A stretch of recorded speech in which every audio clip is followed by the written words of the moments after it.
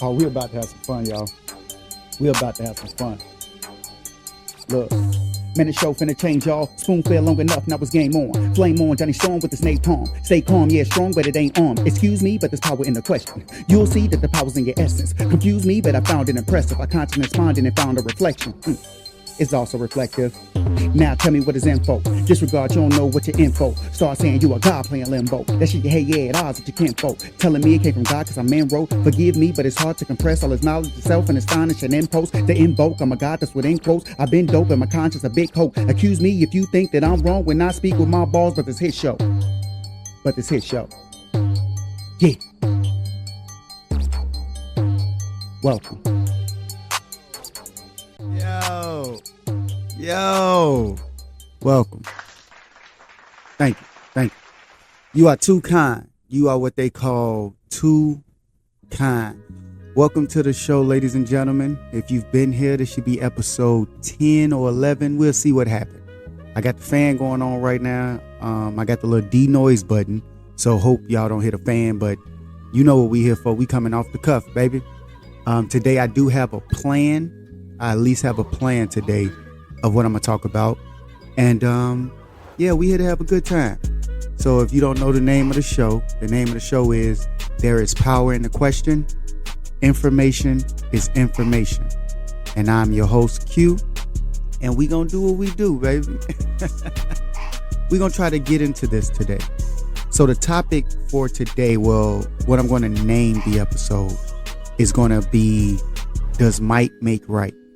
So I'm going to get into that concept, but I decided I want to start with something else.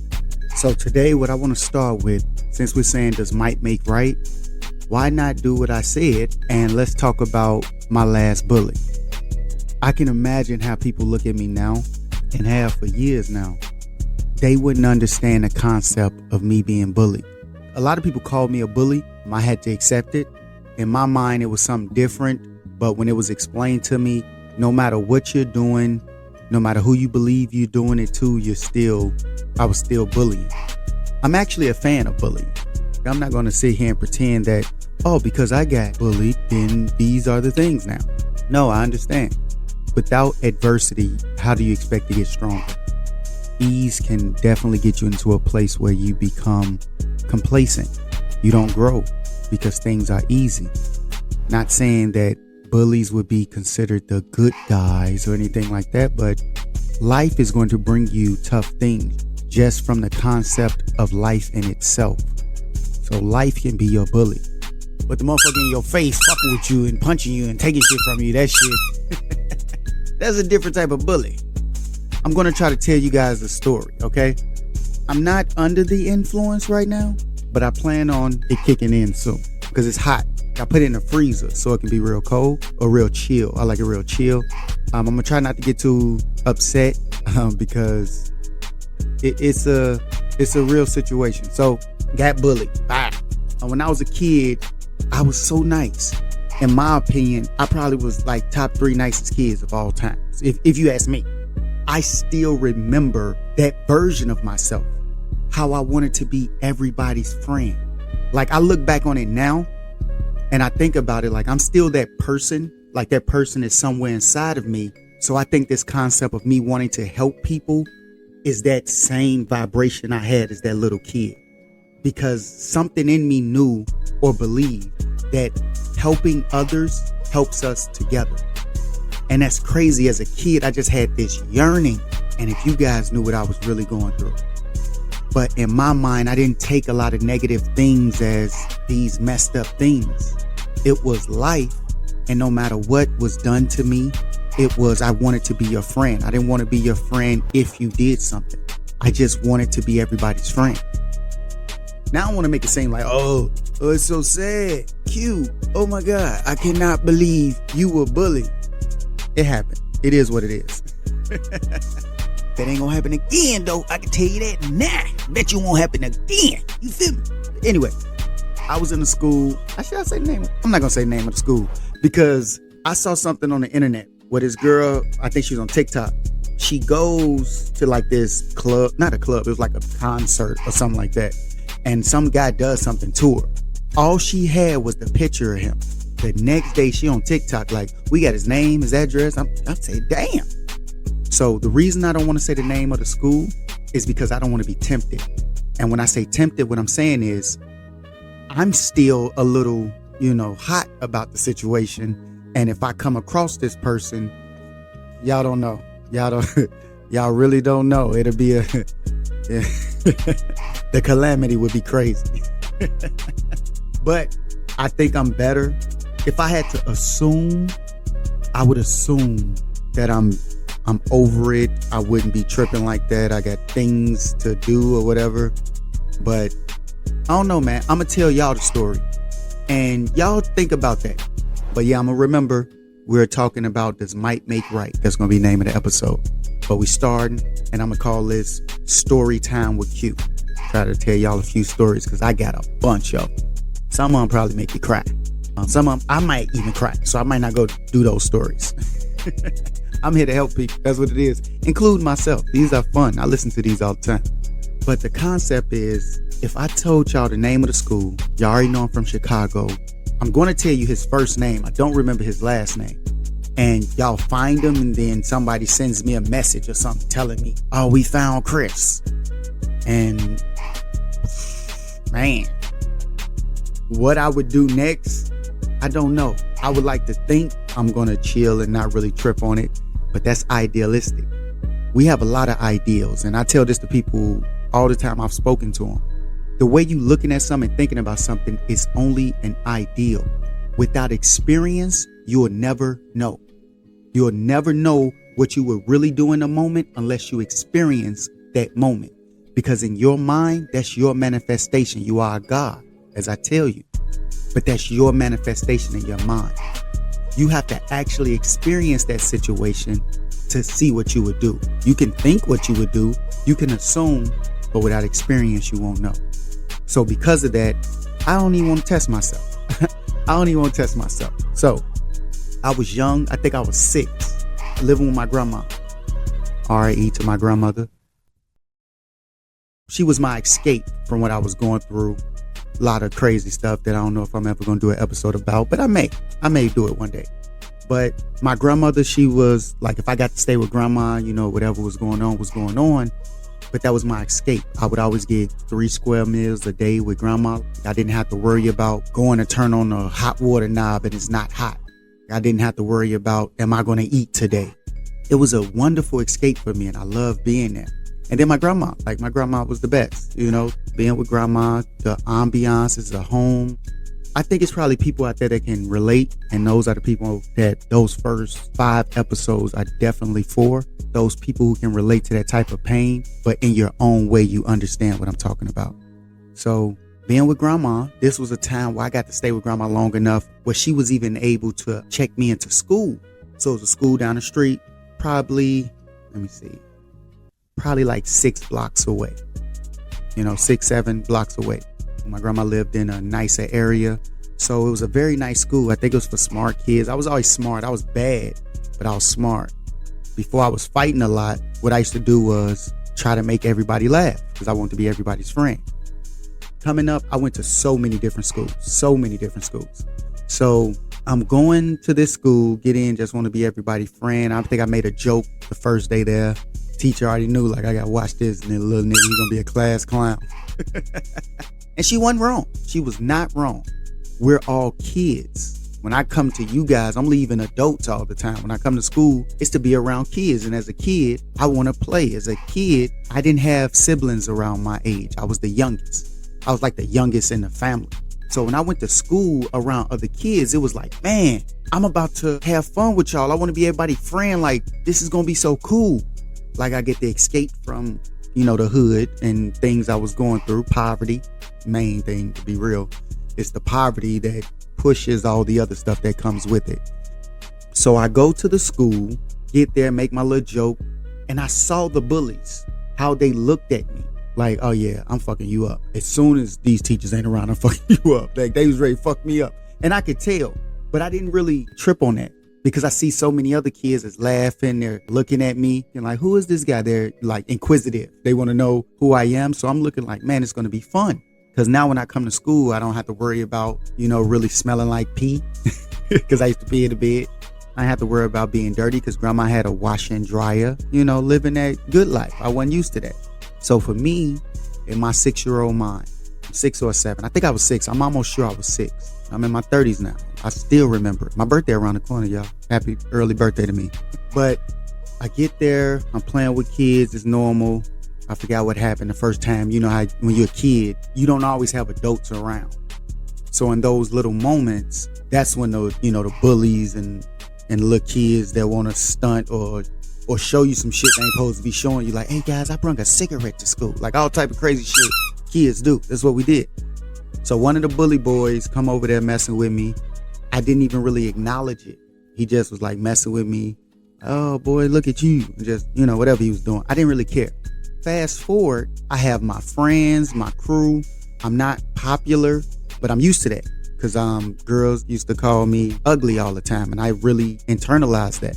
And I really believed I was ugly for a long time. Now that I'm older, I realized I was just poor. That's what it really was. I wasn't ugly because I've been told a number of times I might be a little handsome. And I appreciate that. Every time I hear it, I appreciate it. So that's a whole nother story. I may do that on another episode when I talk about love and things like that. So there's one little boy named Chris. Chris was so cool. We all in first grade. Why are you this cool in first grade? Chris had upperclassmen. When you in first grade, 5th, 6th, and 7th, them upperclassmen to you. They would follow him. I think his pops was somebody, but he used to put his book bag under his coat. I just thought that was so cool. It was innovative. I ain't never seen nobody do that before. You take your coat off and you take it in the coat closet, you good. Because the way I was doing it, I'm like, you got to take your book bag off, then take your coat off, then take your book bag. I'm like, this boy a genius. He living in the future. Chris was living in the future. So my grandma used to give me $5 a day to go to school. Let me tell you something. That's balling. That's pure balling. So I used to have $5 a day, go to school for this little bit of time. I think I must have lied or something about how much my food costs or something like that. I don't know. I don't know if I lied. I hope I didn't. But I'm going to school my $5 a day. Chris used to take my $5 every single day. And he never beat me up to get it.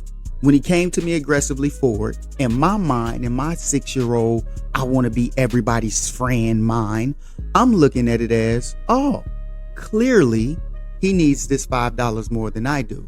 I've been poor constantly until I'm with grandma. So I'm going to give it to him and maybe he'll be my friend. So in my mind, we were friends because it got to the point where Chris didn't even have to ask for it. Well, I ain't gonna lie, he did have to ask for it. I gave it to him like it was his almost. Like I'll be sitting over there talking with the little kids. And what's up going on, guys? Anybody watch Power Rangers? Anybody saw Power Rangers episode that time? Chris come up with my $5. I hand it to him. Here you go. Yeah, so what happened was Tommy is now with Rita Raposa. That's crazy. I didn't even notice that I was getting bullied. It was just a situation of when Chris want the $5, give it to him.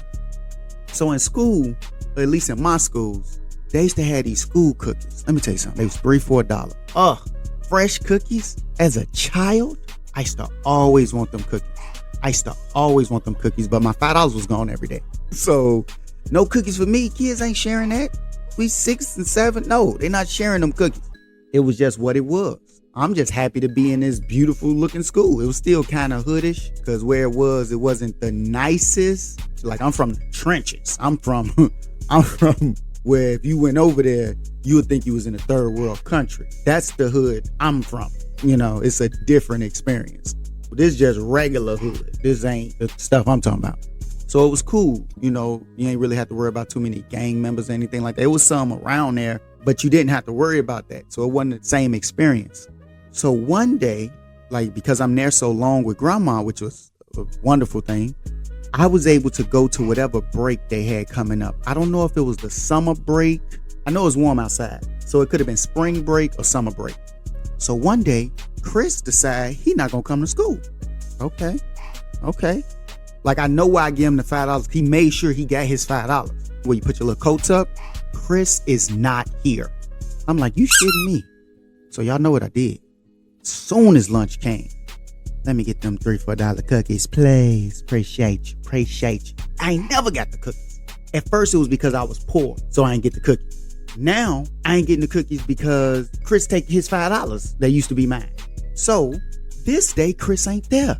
I get my 3 cookies and I still remember the order. There's only probably 3 to 4 people in the world that probably know this about me. Well, I ain't gonna say know it, probably that I told. 3 to 4. So whenever I get cookies, I would get 2 peanut butter and 1 chocolate chip. I even continued that in my 30s. And I would go to Subway before they decided to take away the peanut butter cookies. We should protest that. I want to protest. Subway need to bring back them cookies because I don't appreciate that. I really don't appreciate that. Subway need to bring back them cookies. But anyway, so I get 2 peanut butter, 1 chocolate chip. And you know, they was warm. They used to be the warm big cookies. Oh, 3 for $1. Oh. And I remember that day, somebody, like, you get your little 1 carton of milk. That day, I don't know what happened, but somebody gave me their chocolate milk. Just looking out.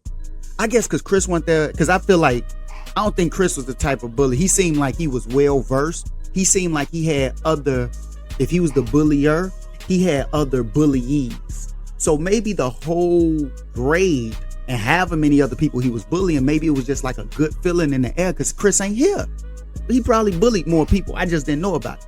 So somebody gave me their chocolate milk. And if you grew up like me, we didn't play about that chocolate milk. They could give you his notebook and backpack together for your chocolate milk. Chocolate milk was currency coming up at that age. Somebody gave me their chocolate milk. So not only do I got my regular milk, but somebody gave me a chocolate milk too. It was my day. It was all aces for Q. It was the greatest day at school. Exactly what my plan was, which was to be everybody's friend. Everybody that was there was treating me nice. Even the girls was like, not like they wasn't on me or anything like that, but they just wasn't treating me mean like I was used to when I'm in the trenches with them girls. It was like the best day. Smashed them cookies. I don't even remember what else happened that day. I just remember smashing them cookies. But what I do remember is what comes next. I'm walking out and I had to walk. The school is like 6 or 7 blocks away from grandma's house. So I would take that little walk. It was like straight up the street. 6, 7 blocks, maybe 6. Maybe what? Because that's 2 blocks off Ashland. And then Woods. But that's Hermitage. Yeah, it's probably about 6 blocks. About 6 blocks. As I'm about to walk through the school parking lot and go to a grandma's house instead of walking all the way around the fence, I felt like you was a dumb kid if you made that trip. You know, you should got bullied. You dumb. Just cut through the little parking lot thing and save yourself some time. But maybe I'm not doing the math right. I don't know. Maybe they were just walking together, have fun. I don't know. Whatever. So I'm about to cut through the lot. Chris walks up with 2 8th graders behind him. Mind you, we're in 1st grade. Why are you this popular or whatever you is? Y'all know I can talk. Oh, whatever you are. Come on now. We having a good time. We here to swag out. Let's talk about it. Talk about my last bully. Anyway, Chris walks up. Like, it felt like he knew exactly where and when I would be walking because we let out of school. We finna go to the break. Kids is happy. And I remember being there later instead of just walking straight home because the day was so good. After school, we talking. I'm having the greatest time. Like, it was crazy. I'm not used to having a day this good. It was the best day. I remember how much I enjoyed that day. And it was like Chris knew exactly where I would be walking and when I would be walking. Because the moment I turned into that little fence to try to go through the lot, Chris walks up, 2 8th graders behind him. Big ass. Like to me, they giants. These are adults with you. So Chris tell me, no, not tell me. He had power in his question. Maybe that's funny to me. Maybe y'all think it's funny, but whatever. So he asked me where my $5 at. First off, pause this. Anyway, how's this your $5? My nigga, you taking my $5. But anyway, let's get back to the story. So he asked for his $5. I got $4. I have $4. Shut up. We having a good time. So I got $4. That's all I got. I got the cookies, 2 peanut butter, 1 chocolate chip. So I hand him the $4. And as I'm about to walk past this little nigga, this motherfucker counted the singles. So you gonna count you bullying me like this ain't your $5. Why did you take my word for it? I ain't never been late. I had never been late with a payment, nor have I ever argued the fees. I wasn't even getting anything for it. Maybe in his mind, he probably was looking like, oh, I'm not beating you up, and that's what you're paying for. I didn't see it that way. So I give him the $4. The nigga start counting it, and one of his guys like, hold my chest till you get done counting. Like, you can't go nowhere right now. We got to make sure Chris got his $5. I didn't give him a heads up like, yeah, it's only 4 and I got cookies. I just handed him the money like I'm used to doing. Like, I just hand you the money and you do what you do and I keep doing what I'm doing. So I'm handing him the $4. I'm finna walk back. Motherfucker, stop me. Hand on my chest. Hold on. What? What's going on? This motherfucker say, what my other $1? So in my mind, I just told him. Not even in my mind, I literally told him. I remember just telling him like, oh yeah, I got some cookies today. You wasn't here. I thought you weren't gonna be here. So I got me some cookies. So yeah, so I'm finna go. So this motherfucker repeat itself. What my $5? Now I don't know what else the fuck to tell you. Like, I just told you I got the cookies with the $1. Like, my nigga, what's going on? But I just go, I got the cookies. Like, I'm telling him like in a concept of, you didn't hear me when I just told you that I spent the $1? Like, if you spend $1 out of $5, you only got $4. Like, I know we in first grade, but we know this math. We should know this math. So I'm so confused. Chris haul off, hit me in the mouth. Bah! Punch shit out of me. And I used to be a crybaby. I don't know if I ever told y'all that. For some of the women who think I'm cute and shit like that, think about this. I peed in the bed when I was a kid, and I used to cry a lot. If you gonna like me for me. Don't like for the nigga I am now. I'll be swagged out a little bit. I ain't gonna lie to you, but that's just me. Whatever. Motherfucker hit me in the mouth. Bow. And I'm so shocked because I had never experienced this. I had never experienced this. Like, I get when other kids would like push me down and things like that. Like my bullying, I never got the bullying where it was like they just beat me up constantly. It was always somebody punching me or somebody kicking me in the back in my book bag while I'm walking, or somebody grabbing my book bag and pulling me down while I'm walking, or somebody throwing some over my head, kids dumping like milk on you and like knocking your tray down. I got all that. But I never experienced you hitting me, like you bullying me for whatever you're bullying me for, even though I didn't even really look at it like bullying, because it was just what it was to me. That's how I was looking at the world. So I can't do anything about the fact that I spent that $1. I only had 5 of them. So you punching me in the mouth because I don't have something I don't have, I was just confused.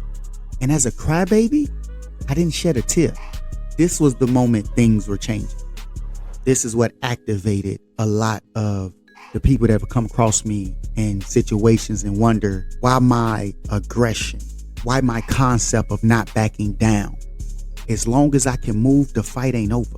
And anything I need to do to protect myself and protect those I care about, I'm going to do that tenfold. But it was less about protecting myself than not let Chris bully me again. That's a whole nother thing. Let me finish telling y'all the story. So I'm confused. You punched me in my mouth and I gave you money. He said, "What my $5?" And I think he had on some gloves. It was warm outside. I think he put on gloves to punch me in my mouth. This is what makes the concept when people be like, man, Q, calm down. You know, he got a gun or something. And in those situations, I didn't, because I believe and I understand my pain. So I get it is from this Chris situation. So the way I look at it is, when you came out here, you already had your mind made up of what you was going to do. So now that you already got your mind made up, it ain't going to be easy. Whatever you think you finna do, it ain't going to be easy. And if I go down, I go down. But I die on my feet every single time before I ever live on my knees again. So that's where that concept comes from. I don't care who you are, how big you are, what you have, who you with. But if it's a situation, that's what the situation gonna be. Because no matter what, it can still happen. So it ain't gonna happen with me bowing my head. It's gonna happen with me throwing my hands. Whatever you think you finna do to me, that's how it's gonna go down. Because I didn't understand how you punching me in the mouth for something I have no power over. And why are you wearing gloves? It's nice outside. It's Chicago. It was good weather outside. He punches me in my mouth again after he asked me the question again. Just to give you a heads up, he does this repeatedly. Granted, I understand now. I know it wasn't this long. But in my mind, it was like the shit was happening for hours. That's what it felt like. It felt like I'm repeatedly getting punched in my mouth for hours, for something I cannot do anything about nor change. I didn't understand. And this is also the moment what sparked my curiosity. This one bully has been so instrumental in my whole life from this one moment.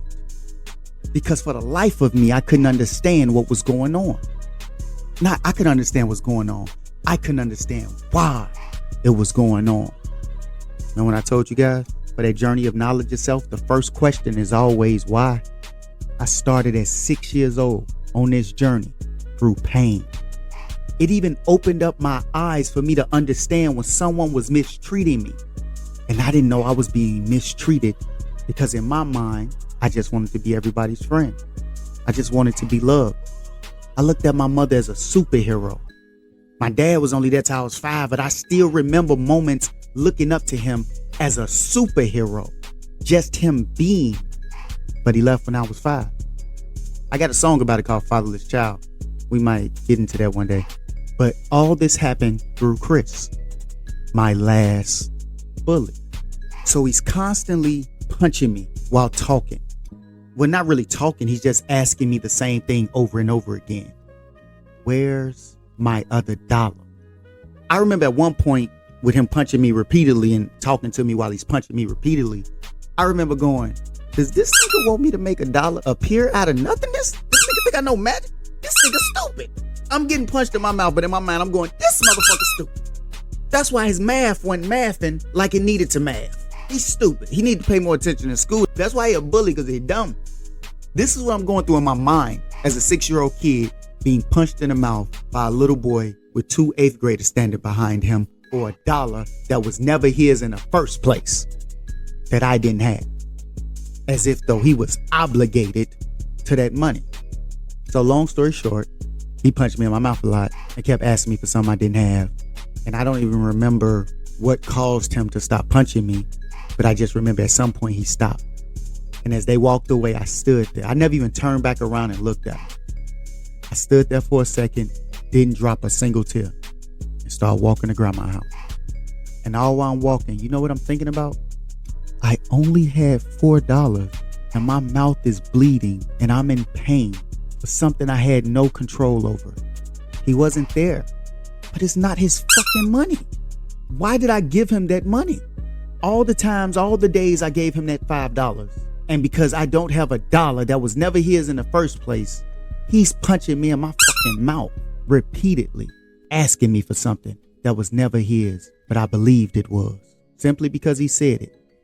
You see what I tell you guys about being manipulated? Don't let somebody else get that power over you. All your power is in your belief.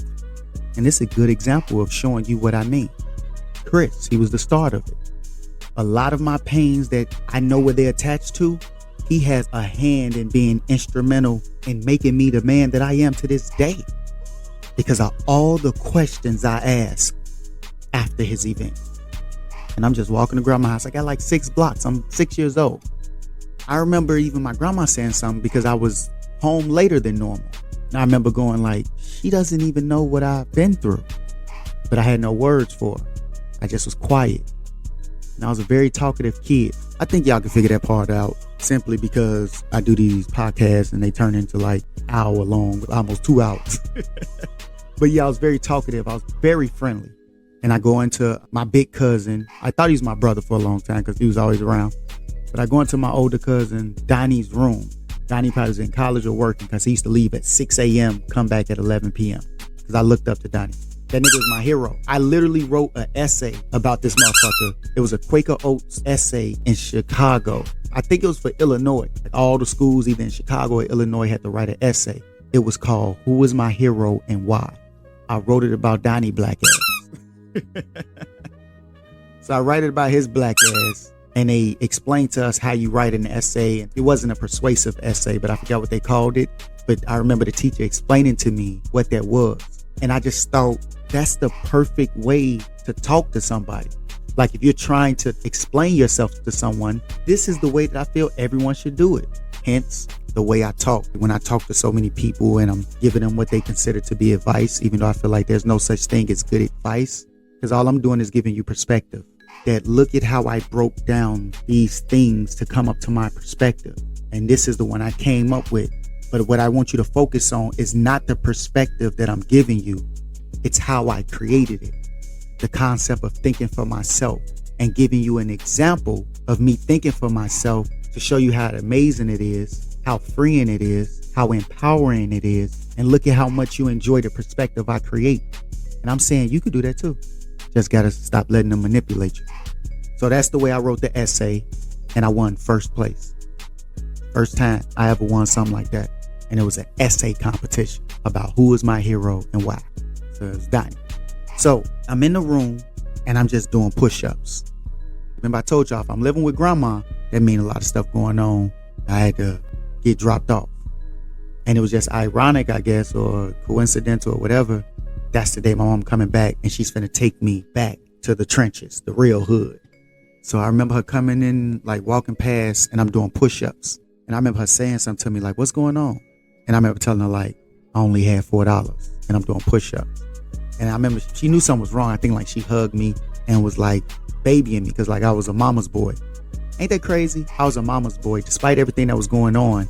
If Chris didn't whoop my ass good enough to expand my perception, I wouldn't even notice what was going on because I looked at things differently.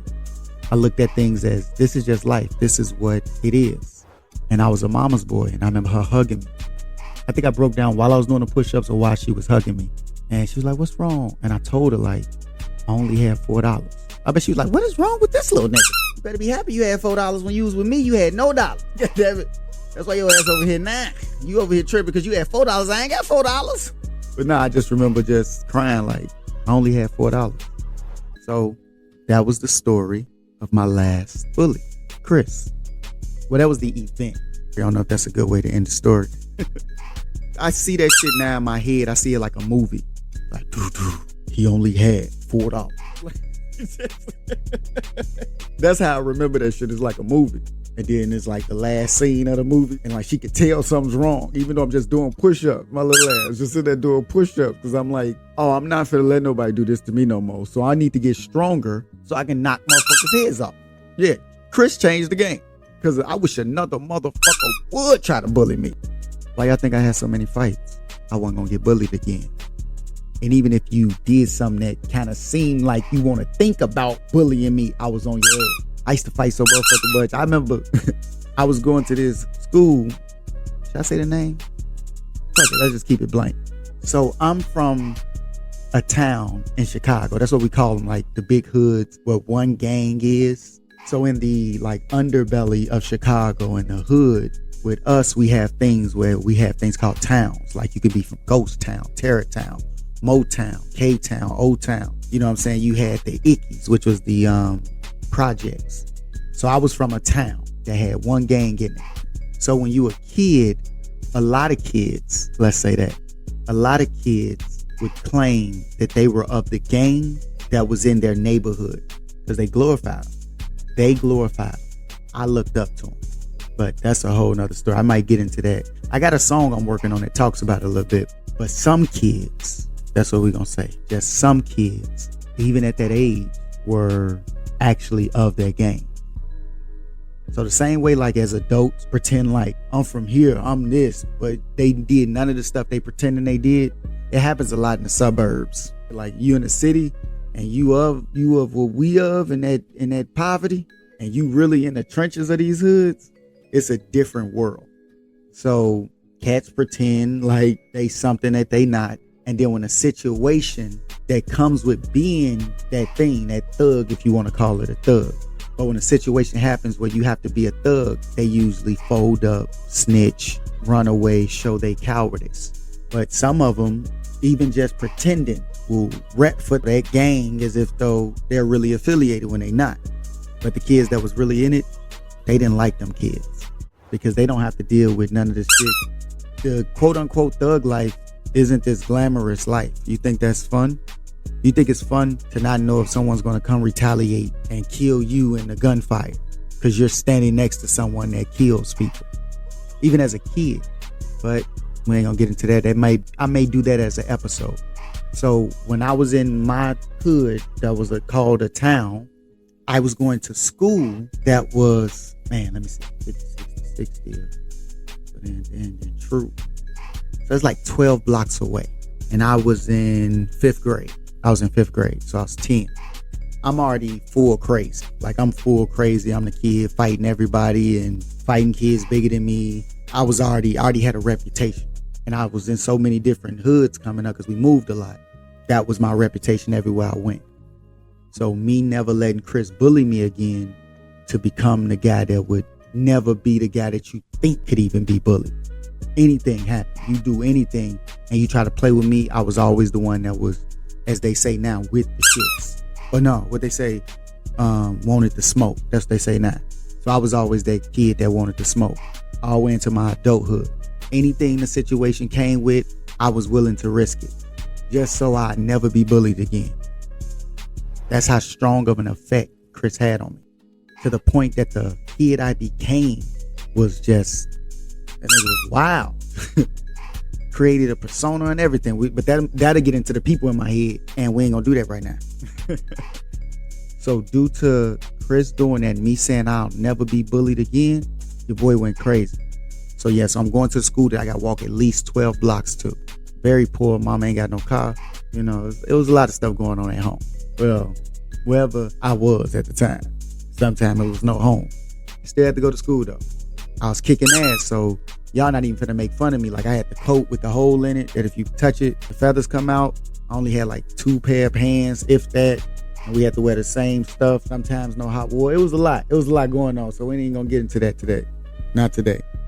So now when I go to school and I'm this poor on top of that, now that same I ain't gonna be bullied person, like, girls still made fun of me and call me ugly and shit. I used to say this thing to girls when they used to be like, get your little ugly ass out of here. And I used to say this shit a lot. Because girls didn't give a fuck. And I believed in, I don't say believe like past tense, but I believe in not hitting women. You know, my mama, no matter what, she instilled that in me. And I really took it to heart. Like, the concept of value in a woman. Hence, fast forward, you see I say women are equal. I feel like they gods also. You see how everything is connected? So now I got the concept of, you talk shit about me, but I bet I'll beat your boyfriend up, or your brother, your cousin, whoever the fuck that's a guy. Whoever the fuck is a guy and they think they like you or they love you, I fuck them up, bitch. Keep talking about me. And I wouldn't even call them bitches still, even at that time. And I just have it still. Now some of these women, you be like, damn, you ain't worth that. So I don't give it to them. But just in a general template, it starts with just valuing you like that. Just how I look at you. So with me looking at women like that, but then I see the chicks that ain't shit, you know, so I'm like, yeah, that bitch ain't shit. But that ain't what I mean. She don't represent all the women. That's her. She ain't shit. It's a lot of them. It's a lot of everything, goddammit. Why do you think the worst of somebody should represent the whole of them? I'm talking about them amazing motherfuckers that do everything. Man, women are amazing. I don't even think that's an opinion. I think that's a fact. Like, we the shit too. I ain't trying to stunt, but same thing with us, where it's, we get judged by the worst of us. Y'all don't really protect. Y'all have babies with multiple women and y'all just run around dope in your kids' life. That ain't all us. I ain't got no kids. Now, I know when I called y'all kids dumb, you felt a little way, but I ain't gonna get into that. They might be dumb. You know they dumb. You love them, but they dumb. Anyway, because I kind of lost my train of thought a little bit. I needed something to drink. So basically what I'm saying is, even you talking about me like that is a form of bullying. And my new solution to bullies is to beat the shit out of them. And because you a girl, I ain't gonna beat the shit out you. But I'm so with the shit. I'm so in search of this smoke, they like to say nowadays. That bitch, I beat up anybody that's a boy also in your family. And I was so serious. This one girl talked about me so bad. Oh, I wanted to beat up her brother. I was like, if I ever see that nigga. Because I want to beat her up. But it was just in me. Like, man, you can't hit girls. So, fuck. Way she talking. Ugh. But yeah, so I adapted to every form of possibly being bullied and became the motherfucker that bullied the bullies. And then that's the version of me that I was told was a bully. Now I feel or felt justified for years. I felt very justified Like, no, I'm bullying the bullies. And they were like, well, that makes you a bully. And I fucking hate bullies. So how did I become one? It's a very crazy cycle of anything. You're going to have your adversity, no matter what your adversity is. So what can you become on the other side of that adversity? We still here, so we didn't lose. You can't lose if you still here. And even if you gone, I don't even know if that's losing, because I don't know what happens after that part. But to get you to see this motherfucking part we in now, this third dimension, I'm like, oh, I see this shit. I can break this down for you, bro. I can break this down for you, sis. Let me help you see this. Because you beating yourself up, but you still here. You can do something different. You are a god. And I understood that bully, or to be bullied, or just bullying itself, is a form of manipulation. I believe that was Chris $5 because of the manipulation of fear. Chris had never punched me. I never fought a bully, even though that wasn't a fight. He just kept punching me. I didn't do shit. I think my hands were still down. I had never experienced the consequences of this thing that fear is telling me is so dangerous, or that I should do. You must give him the $5. But I didn't understand that I was being manipulated because I was unable to perceive it. So what I'm saying is, I believe a lot of us have been bullied in our perception. And I'm trying to make you aware of that bully and giving you the opportunity to see that you're being bullied so you can respond to that bully. I just want to see how you're going to respond, because I just told you how I respond. I ain't never found Chris. Oh, it was one time I almost thought I found that motherfucker and I took off. Oh, it was years later. I was pure crazy. I probably was like at least 150 fights in. Like I was crazy out there in these streets with these hands. I was going to work at that minute. I think I'm probably problem. I think I bullied so many people that them niggas, them little brothers and shit was like, I'm gonna get me a gun. You ain't even whoop my ass like that. And they got good. If that's me, that's my bad. That's my bad. Yeah, so you see my response to that bully. I can't go back and change it because I can't go back in time. All I have is right now. So right now, no one's going to bully me. We can fight, but you're not going to bully me. And because I didn't see it that way, and then when I finally saw it, I responded a different way than just standing there with my hands down, getting punched in the mouth. So for me, when I'm saying I have faith in you, I'm saying if your bully is in front of you or behind you or with you right now, I have faith that you can whoop that bully ass if it came down to it. Because you the only one that can stop the bully. Because the bullier, he's not going to want to stop. That's why he's a bully. He's going to do what his vibration is, what his existence is to be, is a bully. So he's going to do that. You just make a choice if it's going to be you that he exudes that vibration on of bully. And I'm saying a lot of these motherfucking bullies is bitches. They not tough. They not what you think they are. And I'm saying that's an easy win for you. When the bully is something you're watching that has you believing something, I believe those was Chris $5. I didn't even take it as being bullied. It was done so motherfucking smooth that I'm gonna bully you. You ain't even gonna know you being bullied. That's some cold shit. But a situation happened. A moment in time happened that opened my perception. And with this new thing I can see, it changed my perspective. And off that perspective, I had an idea that I would never be bullied again. Then I had faith in myself, and that idea became a belief. And due to that belief, whenever it was tested, I always decided to make a choice, a fight. It comes from your perception, what you see, what you hear. And that's how it creeps in and starts bullying. But I'm gonna tell y'all this. If my little ass, who used to cry all the time, pee in the bed, was extremely poor, can stand up to the bullying, I know y'all can. I know y'all can. I wasn't too much of anything. I was a poor, what they call black kid that didn't have a father, or a father that left, had personal things going on, experienced things in ages you wouldn't even imagine. Maybe you would. Everybody has their own story. Everybody has something that they're going through. But no matter what that is, and I'm telling you from experience, and I gave you one story and showed you how it played a part in opening my perception.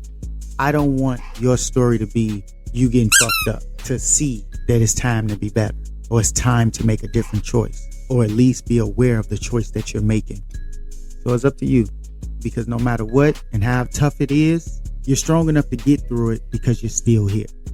So I would rather your perception be expanded by listening to me and do what I'm asking you to do, which is have faith in yourself, because you're making a decision all the time, fear or faith. So just look, you know what's bullying. Now we got to break it down and figure out the first question. Why is it bullying? Why is this bully doing this? What did I do to this bully to deserve this? And what is their benefit of doing this to me? So when you figure out why it's doing it, let's find out how it's doing it. How is it punching you in your mouth and your hands are down and you're doing nothing? And then it's fear. Fear is your Chris. I think you can whoop his ass. Just like I know I could have beat the shit out of Chris. Yeah, I'd have fucked Chris up. It would have been a nice ass whooping.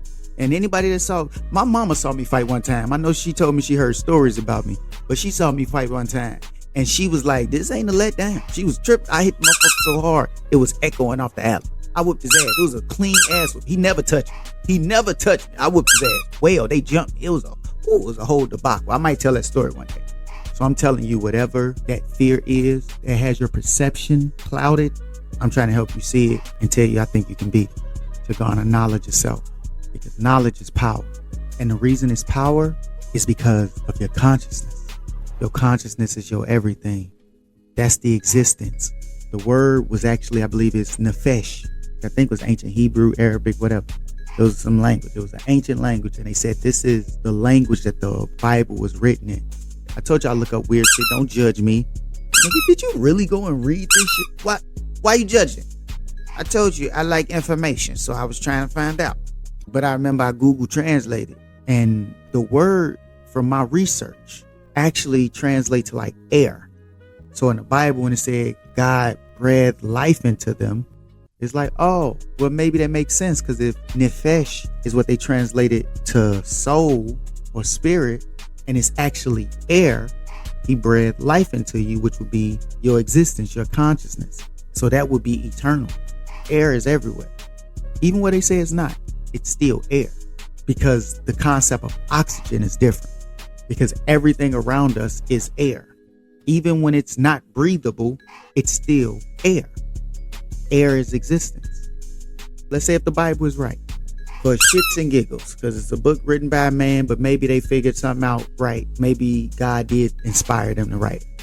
So if your air is your soul, your consciousness, your essence, and that's what has memories, that's where you develop all these things that even supersede your action. Why wouldn't it be powerful to wield that? You can wield your consciousness with knowledge of self. Because once you know who you are and how special you are, it's a powerful place to be.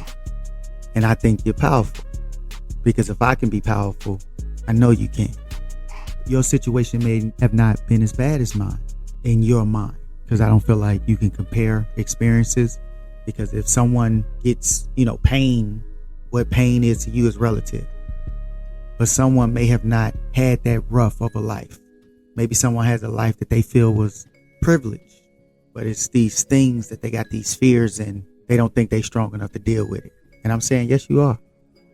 No matter what they tell you on TV, that you need these drugs, your kid is stupid or something. I mean, kids are stupid, but they try to say it's like a new stupid, like your kid a new stupid. There's so much stuff where it's artificial, like you need these vitamins, all these things. And it's all coming from the creation of man, when everything was already here that we needed. Man came up with ideas and perspectives on how things should be, and they did actions to make those things happen. So I'm talking to you through a microphone now. Somebody had to be like, I want to be able to talk into some shit and it record what the fuck I'm saying, or at least go into speakers so a lot of people can hear me. Somebody had to think of that shit. Somebody that was thinking as them thought of that shit. That's power. You're a God. You have the ability to create. So depending on the type of thoughts you have, it will show what type of shit you can create. You be out here creating all type of amazing shit, thinking for yourself, because no one can ever be you. That's how valuable you are. Every single person that hears my voice, you're the epitome of what value is. The reason we value shit is that how many they made, the shit increase in price, how scarce something is, supply and demand. You're the only you. You're the only you. Yet you let others think for you or tell you how to think.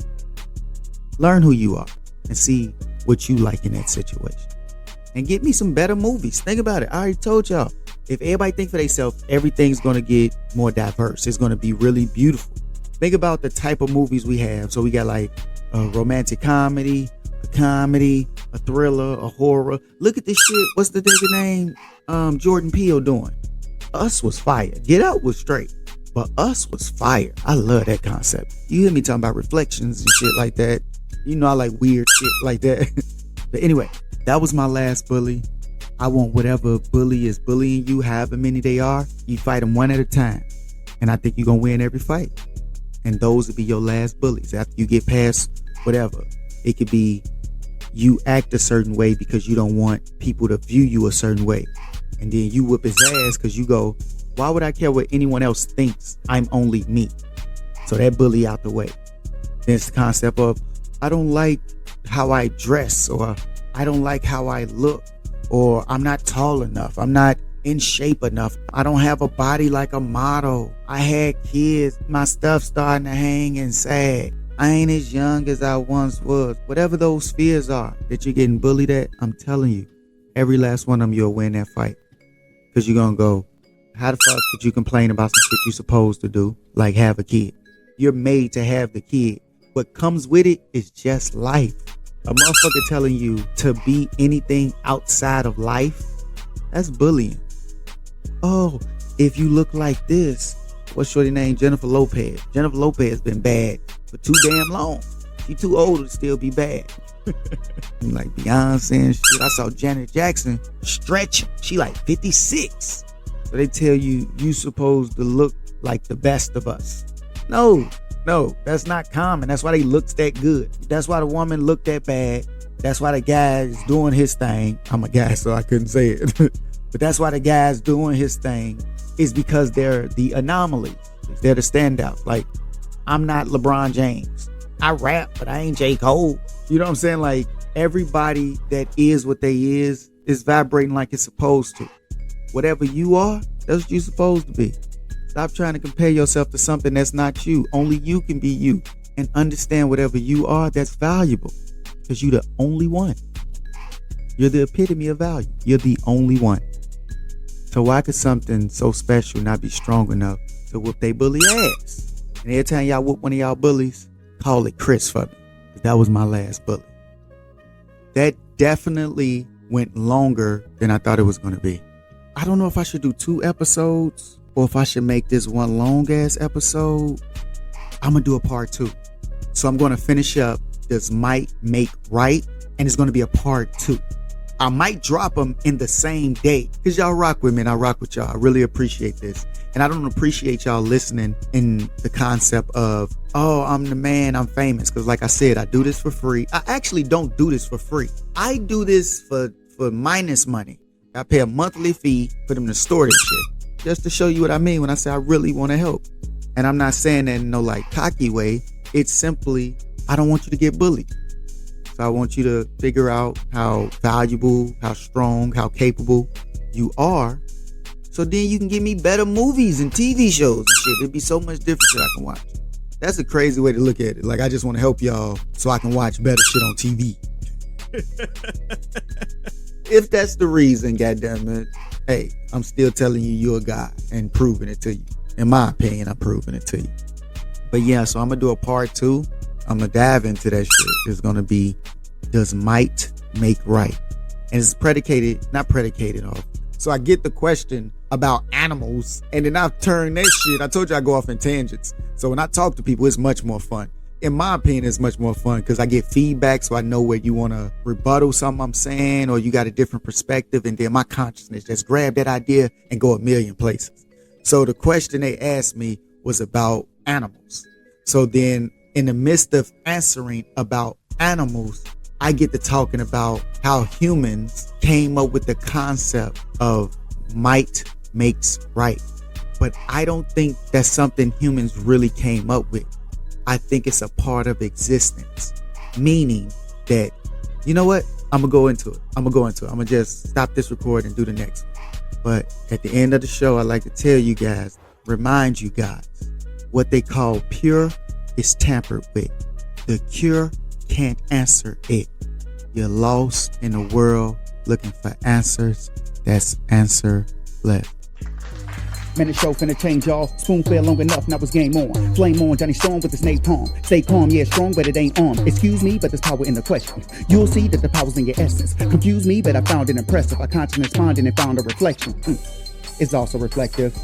Now tell me what is info. Disregard, you don't know what your info. Start saying you a god playing limbo. That shit you hate, yeah, at odds with your kinfolk. Telling me it came from God cause I'm man wrote. Forgive me, but it's hard to compress all his knowledge itself and astonish and impose. To invoke, I'm a god that's within quotes. I've been dope and my conscience a big hope. Accuse me if you think that I'm wrong when I speak with my balls, but this his show.